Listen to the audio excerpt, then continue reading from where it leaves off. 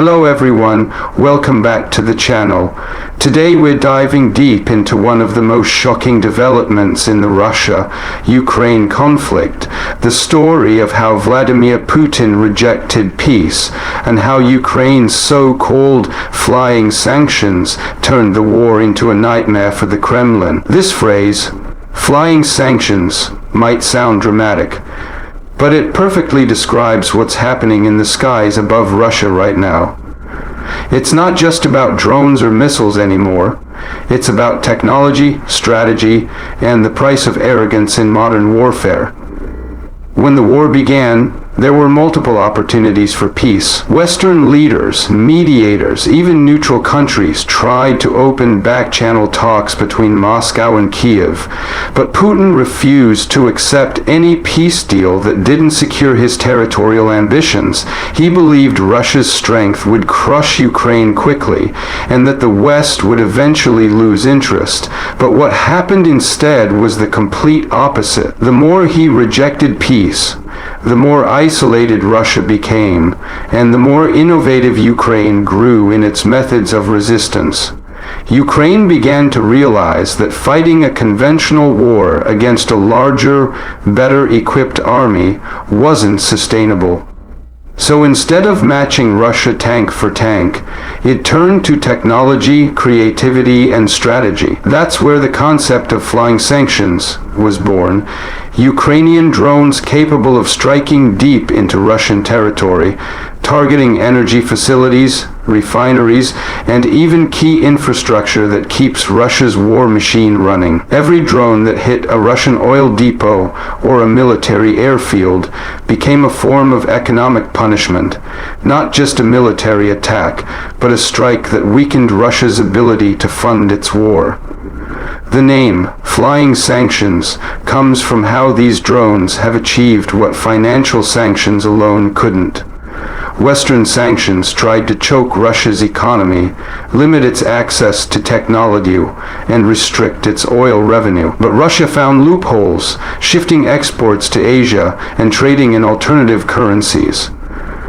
However, Ukraine's aerial campaign has hit at the heart of Russia's energy production, the very foundation of its economy. Each explosion represents millions of dollars lost, hours of halted production, and growing pressure on the Kremlin to explain to its people why the special operation is now hurting them directly. Putin's initial refusal to negotiate peace now looks like one of his greatest miscalculations. Early in the war, Russia still had leverage, both militarily and diplomatically. Ukraine was desperate for international support and resources. But as time passed, Ukraine not only gained the West's backing but also developed its own defense industry. These drones, small, fast, and relatively cheap, became the symbol of Ukraine's resilience. They bypassed Russia's traditional military strengths. Tanks, jets, and missile systems became less effective when a swarm of drones could outmaneuver them or strike where no human pilot dared to go. Reports have shown that Ukraine has struck oil depots hundreds of kilometers inside Russia, from Belgorod to Ryazan, even close to Moscow. Each successful attack sends shockwaves through Russia's command structure. Russian citizens who once felt distant from the war are now waking up to explosions in their own cities. For the first time in decades, Russia's heartland is under constant threat. Not from foreign armies, but from Ukrainian innovation. It's not just about military damage. It's about psychological warfare. Putin built his political image on the idea of control, of strength, and of Russia's invincibility. But these flying sanctions have destroyed that illusion. When refineries burn on Russian soil and power plants go offline, the people start questioning the narrative. How can a country that claims to dominate the battlefield fail to protect its own infrastructure? And how can a leader who rejects peace keep promising victory when the costs keep rising? Ukraine, on the other hand, has turned every Russian strike into motivation.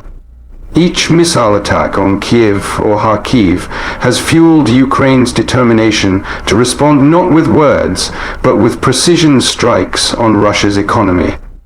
This new phase of warfare has blurred the lines between military and economic conflict. Ukraine doesn't just target soldiers, it targets the systems that fund them. What's even more remarkable is how Ukraine managed to develop and deploy these drones despite limited resources. They're using a mix of homemade systems and modified commercial technology with support from local engineers, volunteers, and small startups. Some of these drones are built in secret workshops using 3D printed components and simple materials. Yet they're capable of traveling hundreds of kilometers, carrying explosive payloads and hitting precise targets. It's warfare on a budget, but it's proving more effective than Russia's multi-billion-dollar defense systems. Russia has responded by tightening air defenses, deploying more radar units, and trying to intercept these drones. But the cost ratio is staggering. A Ukrainian drone might cost $2,000, while the missile used to shoot it down can cost over $1 million. Even if Russia succeeds in intercepting half of them, the economic strain adds up. The drones are bleeding Russia not just in terms of infrastructure, but also in finances. Meanwhile, Putin's diplomatic isolation continues to grow. His rejection of peace talks, combined with the ongoing destruction inside Russia, is starting to worry his closest allies. China, India, and other neutral countries that once showed understanding toward Moscow's position are now quietly distancing themselves. They see that the war isn't stabilizing, it's escalating, and every new Ukrainian drone strike serves as a reminder that the conflict has no safe zone anymore. Inside Russia, morale is deteriorating. Soldiers are questioning their purpose.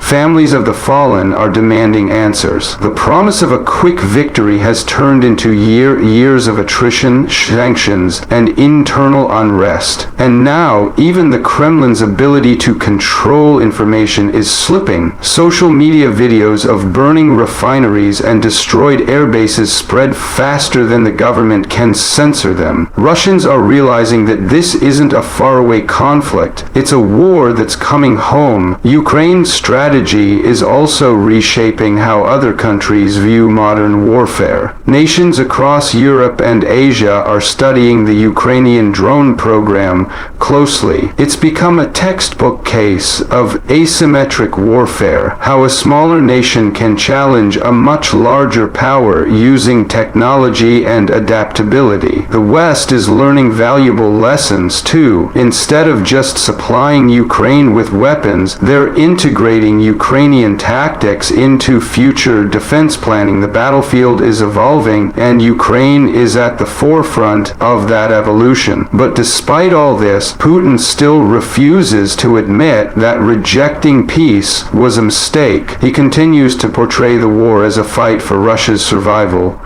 even as his own people pay the price. His speeches grow more defiant, but his circle of trust grows smaller.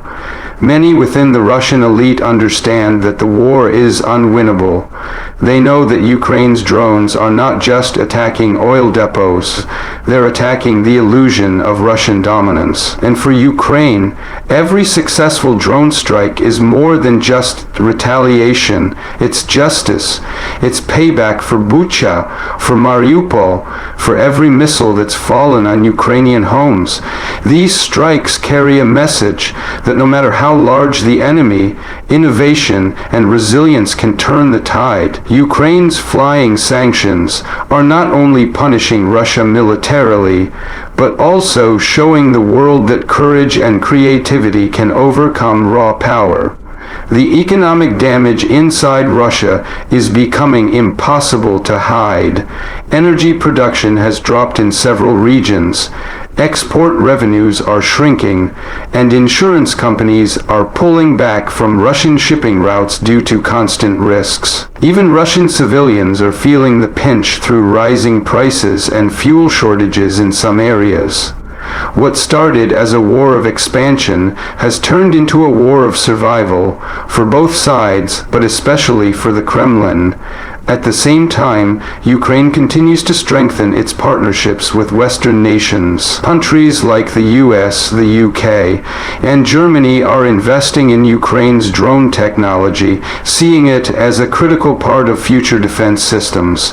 Joint development programs are already underway, combining Western engineering with Ukrainian battlefield experience.